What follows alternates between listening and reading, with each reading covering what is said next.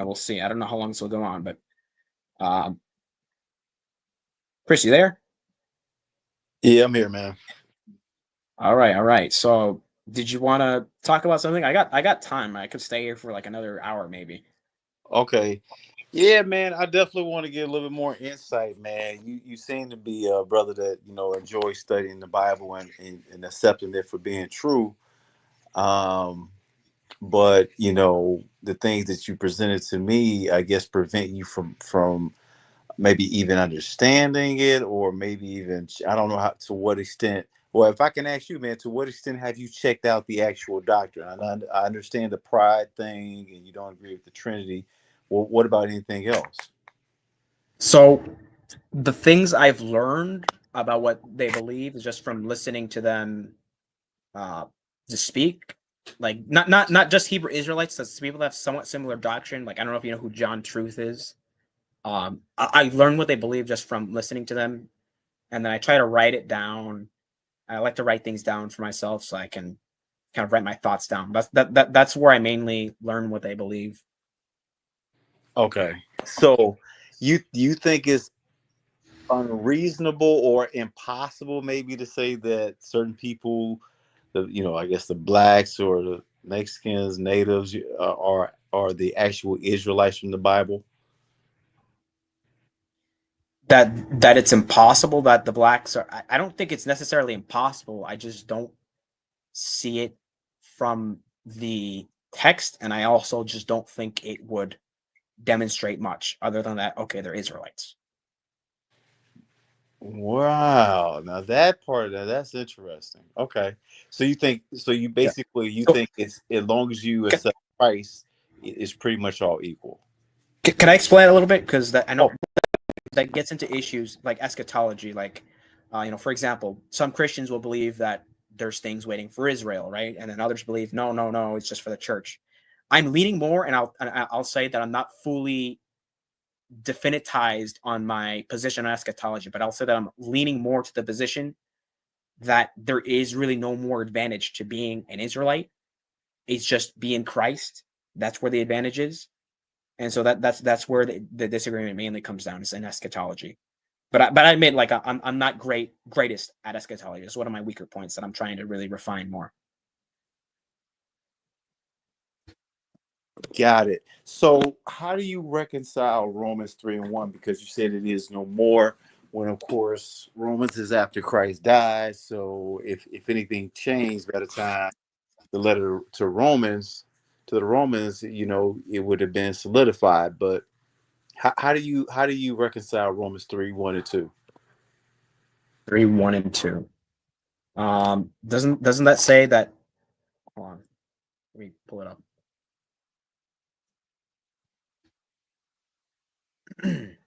uh, what advantage then has the Jew, or what is the profit of circumcision? Much in every way, chiefly because of them were committed to the oracles of God. Well, let's keep reading. Let's see what it says because we actually, interestingly, I actually did I do a class at my church. So we almost got to that verse, but we stopped at the end of chapter 2. So I guess this will be like a little study for me, for you and me, I guess. So let's see what it says, and we'll try to figure it out here. Um, so what advantage has the Jew, or what is the profit of circumcision? Much in every way, chiefly because of them were committed the oracles of God. Um, so I think it's best if we start with kind of summarizing chapter 2. Do you remember much from what Paul talked about in chapter 2? So we need background information here just because it I flows, right? I do, but if there's anything you want to point out on me, that's fine too. But yeah, we can go to chapter 2 if you think that Yeah, okay. I want to get background because I'm not super familiar with this, well, at least this part of the chapter. So we're learning here. So um, just to kind of summarize, in case for the audience, Paul talks about he's doing his presentation on the sinfulness of man, and he talks about the self-righteous person that thinks, well, I'm better, right? I'm not like these pagan Gentiles that sin. And so he starts to talk about the sin of these people, and God's judgment being based on words. And then in verse 12, I think, he starts talking about the Jews directly, how they're also sinners. He talks about the law, saying how, oh, well, the law, um, I forget what he says. Let me pull it up. I want to kind of refresh my memory here because I really need the prior context here, so I know what's going on. I need to follow his argument. Verse 17 is when he starts talking about it. I'm sorry. Yeah, right. He's asking them rhetorically, like, for example, verse 22. You who say do not commit adultery, do you commit adultery? Right? He's asking these questions rhetorically. If you keep the law, why do you? If you boast in the law, why do you break it? And then verse 24, he quotes Old Testament passages that talk about the name of God being blasphemed among the Gentiles. And then we go down to he talks about circumcision in verses 25 to 29. If I remember correctly, he talks about let me read it really quick. I want to make sure I understand this again. All right. So circumcision not being of any avail because an uncircumcised person who is keeping the law can go up to a Jew and confront them. And then verses 28 to 29, we might come back to it. I don't want to change the topic now and say, how do you explain this? But we might come back to Romans 2, 28 to 29. I'll just read it really quick, and then we're just going to go to chapter 3. Maybe we'll come back to this. So it just says, for he is not a Jew who is one outwardly, nor is circumcision that which is outward in the flesh, but he is a Jew who is one inwardly, and circumcision is that of the heart in the spirit, not in the letter, whose praise is not from men, but from God. So not going to make you address that now. We'll come back to it. So we got somewhat of an idea what he's talking about. Let's go to Romans 3 now. I didn't put it on the screen. I did, but I didn't put it properly. Hold on. I'm sorry. Okay. Whoops. Okay.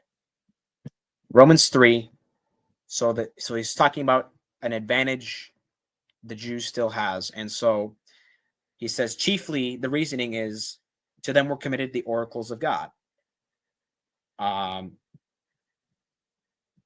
Saying scriptures, right? So they were committed the Old Testament passages. They were entrusted with these things, right? The prophecies of the Messiah. Are we agreeing so far? The entire word, all of it, prophecy, law, right. Psalms, yeah. Verse 3, for what if some did not believe? Will their unbelief make the faithfulness of God without effect? Certainly not. Indeed, let God be true, but every man a liar, as it is written, that you may be justified in your words and may overcome when you are judged. Whoops. Whoa. Okay, I'm sorry about that. Okay, so it sounds like this is, maybe it's talking about the promises, I think, right? Because when it talks about what if some did not believe, well, God still did not, change the old covenant then, right? Like, for example, Judges, right? Remember in Judges, the Israelites continuously sinned, repented, were delivered, sinned again. Even though they did not believe or were going after other gods or whatever kinds of sins they were committing, God did not abandon Israel. So are we still on the same page there? Yeah, absolutely. And yeah, he did not abandon him. And it actually says here, what if some didn't believe? Shall their unbelief make the faith of God without effect?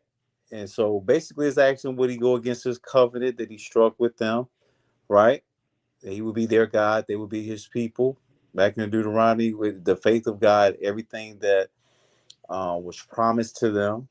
And he answers the quite clearly in verse 4. He said, God forbid, let God be true and every man. So if it might try to get you to believe that these, because remember the preface to this is, what advantage have the Jew? And it says much, not sometimes, or if they live righteously, or if this person believes. It says much in every way. And basically, verses 3 and 4 just solidified that nothing can change it. What if some of them did not believe? It wouldn't change anything. God deals with them, as you just said. We can go all the way back from Deuteronomy to Judges to such and so forth. But each and every time, because he struck a covenant with them, they're still his people. And it seems like this is confirming it. Am I wrong? Okay. I want to ask a question, because I think we're agreeing on the meaning, but I think there's an issue that might not be evident to everyone. So these chapters, right, chapters 1 to 3, talk about this. The main topic is the sin of all men, and so he doesn't really get to salvation until the end of somewhere towards the end of chapter 3, I think in verse 24. And so I'm thinking this is probably talking about Old Testament times or Old Covenant times, and he's describing that. I'm not saying that's definitely the case because I'd have to do a deeper study of what's going on, but given that he doesn't really talk about how to get saved yet, it sounds like he's describing the state of man during the Old Covenant, right? Yeah, he's basically the first 4 verses are he's solidifying the covenant. I mean, the Lord, he kind of broke up there for a second on my end at least, but I would say, yeah, the first 4 verses of this chapter confirm that there's much people, and let every man, not some men, not for a period of time, not this would phase out, not they've been so bad, not they rejected him. Let every man be a liar. The covenant still stands. You know what I'm saying? I'm trying All to right. I'm trying to even understand how this could be viewed in a different way. But I'm open to listening. But I honestly don't. I can't see it right now. Yeah, well, I'm learning here too because this is actually where we stopped in our Roman study. So, I mean, I'm figuring it out as we go. So Oh, verse 5, but okay, verse 5, but if our unrighteousness demonstrates the righteousness of God, what shall we say? Is God unjust who inflicts wrath? I speak as a man. Certainly not. For then how will God judge the world? I guess it's pulling from the previous part about even in unfaithfulness, God's promises remain true. But it sounds like it's also describing how God will still punish them, right? And God is still just in doing that. Are we agreeing there?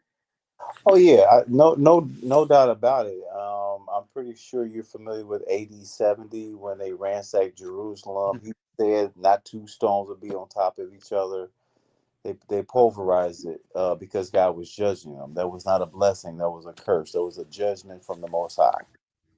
So yeah, and that was after Christ died. So if it didn't matter, then he wouldn't have been judging them like that. So certainly, when they go off, they do get judged to this very day, whoever they are. And so then in verse 7, for if the truth of God is increased through my lie to his glory, why am I also still judged as a sinner?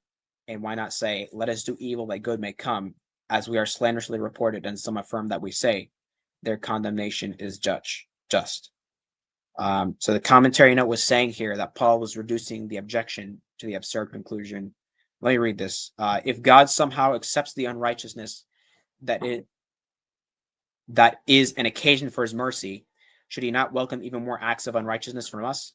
This conclusion is foolish. The ends do not justify the means.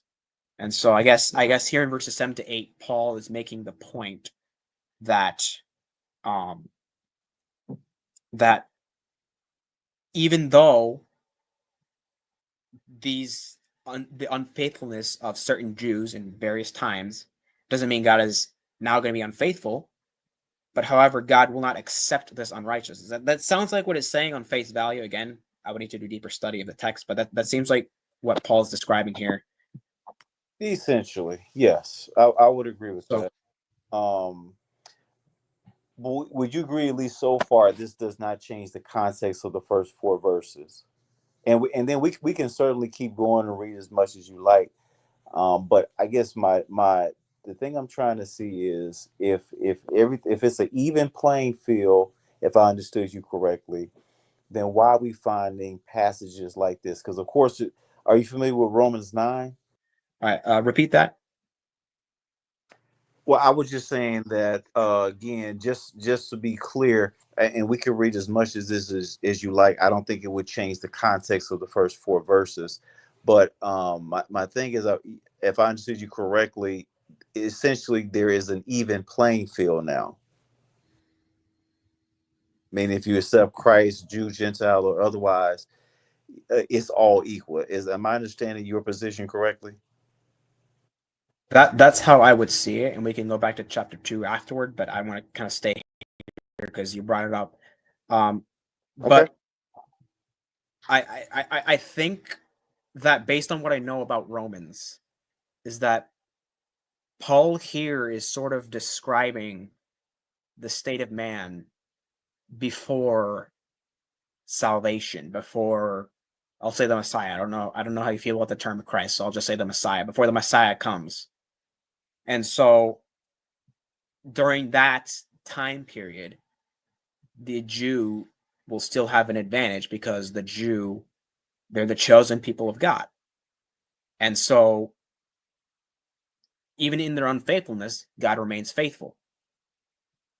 I see that as sort of a, and if we read surrounding verses, hold on a second. It was not a him, it was a her. So it was someone's daughter. She said, "I'm his daughter," but it was the account. I'm sorry. I'm sorry. This is interrupting live chat. But yeah, so if I was gonna say, if we read surrounding verses in like chapter 2 and chapter 3, even, I think the next verse, it kind of assumes that it seems to assume that salvation will come to Gentiles in some way, I think.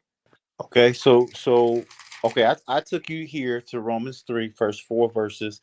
Again, I don't think anything you read has dismantled or disproven that. So why don't you take me someplace where where I guess it's a foundation for your belief that now everything is all equal, if that's fair. Well, I was reading the other verses just to kind of understand what was going on, and Okay. so Okay. and based on everything else I know, so Paul is describing, right? Well, you heard what I said, right? Describe. That's what I think is probably going on here. He's still describing past times, not the present time. Um, but let's go back because I did read this. This is right before chapter 3, and I would like to know what you think of this. Where he was talking about circumcision, no advantage to circumcision. And then he says, "For he is not a Jew who is one outwardly, nor is circumcision that which is outward in the flesh, but he is a Jew who is one inwardly. And circumcision is that of the heart, in the spirit, not in the letter, whose praise is not from men, but from God." And I don't remember if it spoke about a Gentile in context. Let me double check. I just want to be sure. Okay, not necessarily. It describes an uncircumcised man, but doesn't necessitate a Gentile, I don't think. So let's just stick to verses 28 to 29. How do you understand these verses about being a true Jew, one inwardly, not outwardly? Well, I would say this. I'll cut right to it. I believe that this is referring to the Jews, certainly, but you are aware that the nation split in two. Is that fair?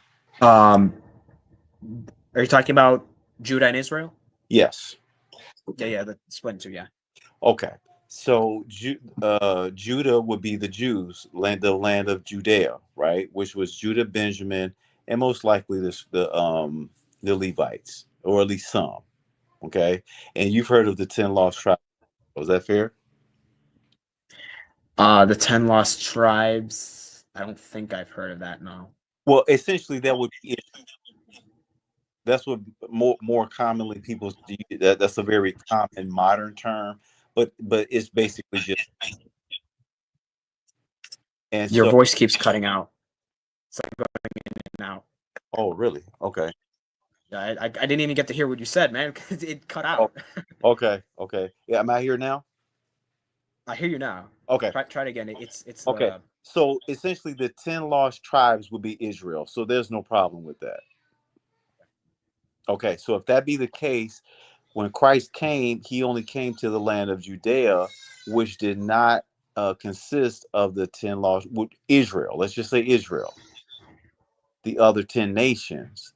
So you think that Christ would say, okay, I gave it to 2 or 3 tribes, and then now let's just give it to the rest of the world? Because it actually is going to be perfectly in context with what we're talking about in these last 28 and 29. so let me just make sure I understand your question. Are you asking if I believe that Christ came first to the, we'll say, the other tribes that were uh the not lost tribes, but then afterward he went to the rest of the world and Yeah, not just the other tribes of Israel? there, there you go. That would Okay. that would totally contradict so many books of the and prophecy, which even the Christ said that not one jot or tittle would in any wise pass from the law or the prophets. I mean, if it was prophesied, it has to be fulfilled. And Christ came to redeem all of Israel. So let's just say that it would be eventually open up to the rest of the world. Um, there's no way, if we just look at that, if we understand that and accept that, there's no way Christ or even God, I don't know if you think the Trinity, I'm not sure your beliefs there, but there's no way it would have been opened up to the world without going at least to those 10 other tribes first. Okay. That would So defy the whole much of the Old Testament. So are you asking? Are you saying like he should go to at the very least to the Jews first, or I mean to the Israelites first, the lost ones? It would have had to go to the other 10 tribes Okay. first. I mean, I understand that. I don't have a problem with that because that's actually I don't know if you remember. That's what Romans actually describes, There right? you Romans go. 1:16. Okay. So if Where'd it that's go? the case, now Hold I on. can. Oh, Oh, I said I put Roman. That's why. I'm sorry. Yeah, this is what I was talking about. But go ahead. Go ahead. Go ahead. I'm sorry. all right. So if you understand that, now I can get right to these last couple verses, because he is not a Jew, which is one outwardly. All right. This is a Jew who had not been circumcised. The uncircumcised Jew, which was primarily those that had been scattered, the 10 tribes, Israel, which way you want to call it, the other ones. And then even in verse 28 it says, neither is that circumcision that like the Jews, the actual So first of all, the term Jew does not encompass all 12 tribes. Are we in agreement with that? Uh, could you explain that to me? Because I haven't really heard of that. There are 12 tribes of Israel. When the Mhm. when the nation split into two nations, excuse me, two tribes, Judah and Benjamin, and some people, a lot of people say three. So 2 to 3 tribes, Judah, Benjamin, perhaps the Levites, um, and then Israel would have been the other 9 to 10 tribes. They split in two. The nation Judah from the Old Testament became known as the Jews. They were not all Israel.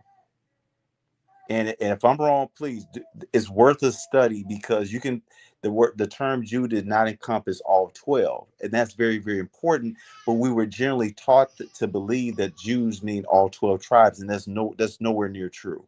So essentially, I'm sorry, we're also distracted. The live chat is like asking for this dude that was here earlier. Okay. It wasn't even him. It was his daughter. So Okay. it's but I think I got what you're saying that since there was the lost tribes, therefore, um, you would say that the term Jew would describe the ones that were not lost. Is that correct? There you go. The ones Christ came to in Okay. the land of Judea.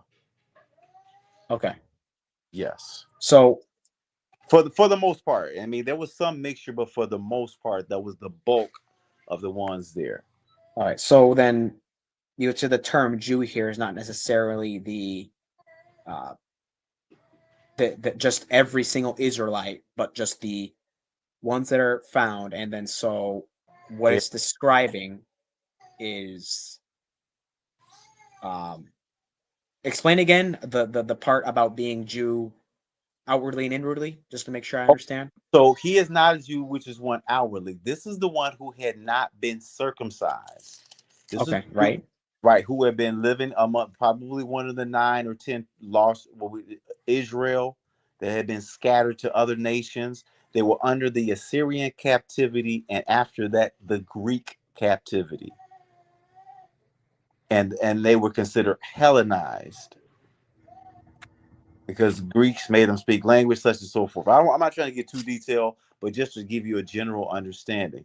But so he was not one who is one outwardly only, because he wasn't circumcised. And then notice this juxtaposes in the same verse, neither is that circumcision which is outward in the flesh. So even the ones Jews who had been circumcised in the flesh, even in the time of Christ, a lot of those Jews had been circumcised, right? But they missed the whole point of it, the faith in Christ and all what he was going to do, and then the doctrine that he brought, such and so forth. They rejected them. Too many of them. Is this making any sense? Yeah, I think I got it now. So Okay. So let me see if I can. So you're saying that the Jew here is describing the one that is a practicing Jew, the non-lost Israelite that is circumcised, versus the lost one that is not circumcised, but is still a true Jew because he is one inwardly that practices the morality of the law, versus the Jew that, although he's circumcised, practices certain things like the circumcision, the rituals, but he does not practice the morality of the law. Like maybe he commits adultery, right? You're saying that it's making that distinction, but it's not necessarily saying that a Gentile can be a spiritual Jew. Is that correct? Correct. I mean, and the long and short of it, that's certainly my position. You have to receive the work inwardly. It's because they had got very pious and um and reliant upon the fact that they were the Jews, honestly. And so, but Christ was saying, no, you got to be born again, such you got to receive the word, such and so forth. You got to be baptized, right? Baptized in the word, right? And so we see that there was more to it that a lot of them did not receive. They rejected much of his doctrine, much of what he was teaching. So they wouldn't receive it inwardly, but outwardly they were Jew. Nobody could deny that. So you got to have both. Matter of fact, if you go to verse to verse 25, it says, circumcision verily profit if you keep the law. So it's kind of putting light on it that circumcision is important. You got to keep the law. You got to do it inwardly. Christ was teaching the law. That's another subject. I don't want to go down too many different lanes, but Christ clearly, we can prove it by his own words. He taught keep the law. I know we say don't keep it now. Again, I totally respect you probably are there, but I'm just showing you that you got to be circumcised and keep the law and do righteously, have the right heart, spirit, and mind toward everything. One thing I would like to say also is, because we talked about Jesus going to the lost sheep of the house of Israel, but would you say that the gospel also came to the Gentile, or not at all? Because I'm aware of certain places where it would say that in distinction from Israel, like in Romans 11, it will talk about the gospel or salvation coming to the Gentile. And a long story short, I believe those Gentiles were Israel. The other 9 or 10 tribes, they had been scattered all throughout what have been Europe and the Colossia, Ephesus, and all of these different places. So that Gentile, I still think it was for them, but they would have been considered Gentile. It's just like, for instance, I believe that the quote unquote black people here in America are Israelites, but we're not called Israelites. We call what African American, black, Afro American, whatever, colored, a variety of things, but we're not called that. I think it's very similar to that.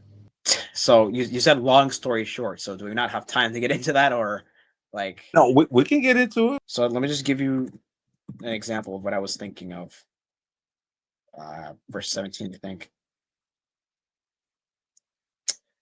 Not verse 17, verse 11. Okay, Romans 11:11. This was what I was talking. Like, this is one of the ones that I was talking about. And so it says, I say then, have they stumbled that they should fall? Certainly not. But through their fall, to provoke them to jealousy, salvation has come to the Gentiles. And it's talking about in context, not just a Jew. I believe it says Israelite or Israel in the previous verses. And so that seems to draw a distinction between the Israelite and the Gentile, and say that, and there's a lot more to this passage than just this, but it's talking about that to provoke them to jealousy, which I believe that's something to do with their salvation, for them also to be saved, if I'm not mistaken. Salvation also comes to the Gentiles, and it seems to draw the distinction between the Gentile and Israelite? Because the audience he was speaking to would have been primarily Jews, and he was trying to make this clear that, you know, they have to understand their position. He was going back and forth between the position of the Jews and the position of the Gentiles, and this entire chapter really is about Israelites only, to be perfectly honest. Actually, and we can get into it. If you have time, we can get into it. It's some very interesting things said that I would love to see how you respond to. But check out you because you started thinking verse 17. Jump down to verse 23. And they also, if they do not continue in wait a minute, if they do not continue in unbelief, will be grafted in, for God is able to graft them in again. How do you see that? I have to see what's going on in context. 17 to 23. And if some branches were broken off, and you being a wild olive tree were grafted among them, and with them became a partaker of the root and fatness of the olive tree. Do not boast against the branches, but if you do boast, remember that you do not support the root, but the root supports you. Go down verse 19. You will say then branches are broken off, that may be grafted in. Well said, because of the unbelief they are broken off, and you stand by faith. Do not be haughty, but fear. For if God did not spare the natural branches, he may not spare you either. Therefore consider the goodness and severity of God. On those who fell, severity, but toward you, goodness, if you continue in his goodness. Otherwise, you will also be cut off. And they also, if they do not continue in unbelief, will be grafted in. For God is able to graft them in again. I think it's talking about the unbelieving from verse 20, the unbelieving Israelite or unbelieving Jew, if I'm not mistaken. Are you familiar with Jeremiah 11 by any chance? Because Not really, no. that's where this is coming from. Where it's talking about the olive tree, and it was saying that the branches would be broken off, and that's when they separated, and Judah and Israel split. Israel got cast off and scattered again to the Syrian captivity, never came back. After that, they went to the Greek captivity. Actually, if you just Google that, it will show you that the Israelites were under Greek captivity at some point. That was the quote unquote, they call Israel the northern kingdom and the Judah the southern kingdom.